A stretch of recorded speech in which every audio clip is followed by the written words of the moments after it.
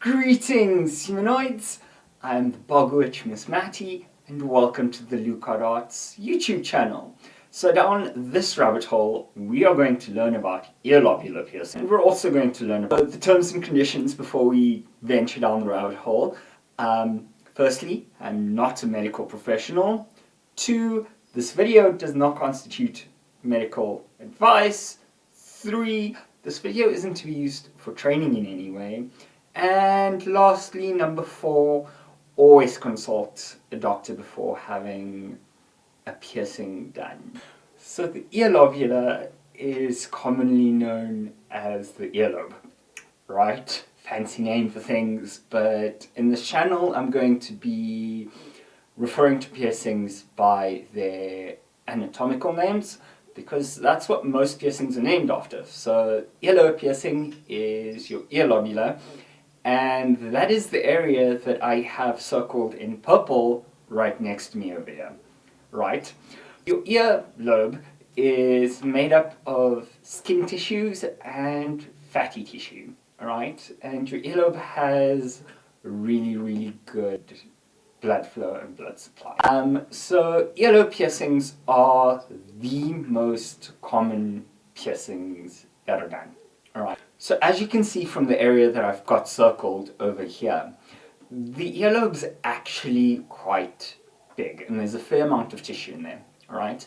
Now obviously this depends from person to person, and I'm sure if you feel your earlobes, you'll feel where the soft tissue changes to a more rugged consistency. So where it's soft, that is earlobe, okay? And now traditionally people go first, second, third earlobes, high earlobes, low earlobes. To me, an earlobe piercing is an earlobe piercing, right? The numbers and high and low all just refer to the potential for having other piercings done in your earlobe. So I'm just going to talk about them all as one under standard earlobe piercings. I'm also going to talk about transverse earlobe piercings as a separate thing. Okay, so let's start with looking at healing times, and let's go with the standard earlobe piercing first. So your standard earlobe piercing, because it's got a good blood supply, and if you've had this piercing done by in a tattoo studio and they've done it with a needle, the puncture wound is going to be as short as possible because it's going to be perpendicular to the earlobe. So this means that the piercing is going to heal up in 6 weeks. Alright? Obviously the piercing is not going to be painful for that entire time. It is important to note though that you're going to want to wait for the piercing to be completely healed before you change the jewelry. So you're going to want to wait 6 weeks. And the reason for this is because your earlobe is mostly dermal tissue, skin tissue, it's very elastic. And so it shrinks down very quickly. So if you change that jewelry before the piercing is completely healed and that fissure, the scar tissue channel, is completely established, the piercing is going to shrink down very quickly, and you're going to battle to get jewelry back in there, right? So this is why you want to wait the full 6 weeks before you change the jewelry. The healing time on a transverse lobe piercing is a lot longer, and the reason for this is because it goes through more tissue. So the healing time on a transverse lobe piercing is around 12 weeks, right? And while the piercing is not going to be uncomfortable for the entire duration of the healing time, you want to wait at least 10 weeks before you change the jewelry. And the reason for this is because you want to allow that fissure, that piercing channel, to be almost completely healed before you change the jewelry to a different style or to a shorter piece of jewelry. And The reason for this is because you want to avoid pinching. Because when the piece of jewelry is too short, and so it literally starts squeezing the tissue together, and then you end up with the kind of looks like a bubble that forms, so that when you're not wearing the piece of jewelry, it looks a bit strange.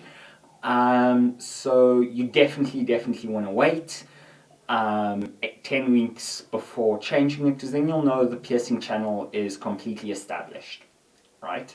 So that is the healing time on the piercings. When it comes to the consent on earlobe piercings, most professional piercings are willing to pierce earlobes on any human that is 4 years and older. Alright, now this is a very good thing, because it means that you can, if you're a parent and you want to have your child's ear pierced, or your child wants to have their ear pierced, instead of taking them to a jewelry retailer, such as insert list of places here that I won't say, because I don't want to badmouth anyone, where an untrained person is going to be doing the piercings with a piercing gun. You can wait till your child is slightly older, can understand what's happening, and take them to a professional where the piercings can be marked out correctly, and they can be done in a safe, sterile environment by a trained professional. Now, I still get way too worked up to discuss the difference between using a needle versus using a piercing gun, and honestly, I could rant about why you should avoid using piercing guns for over an hour. So I will definitely do a video on that at a later point. But the most important thing that you know is that if you are a parent to a child and the child does want their ears pierced, the most important thing is for you to wait until the child is around 4 years of age, and you can take them to a professional piercer so that you can have the piercing done with complete ease of mind that there's going to be nothing wrong and that you'll be getting expert advice. So, jewelry. Now, when it comes to jewelry, I'm only going to be discussing the initial jewelry that you should be putting into your body. Jewelry options are numerous, and people react differently to different types of jewelry. So I'm just going to discuss what you should be looking for in your initial piece of jewelry. So for a standard earlobe, you are going to be wanting to have the piercing done with either a titanium stud or with a 316L surgical steel stud. Now, the reason for this is that both of these materials are non-reactive and they're medical grade, which means that during the healing process, you do not have to worry about nickel allergies, and because you know that the jewelry is of the highest medical grade possible, right? For your transverse lobe piercings, again, you're going to want to go with 316L surgical steel or titanium. However, you're going to want to, what we refer to as a bent barbell put into the piercing. So it's got a slight curve, like a banana shape to it.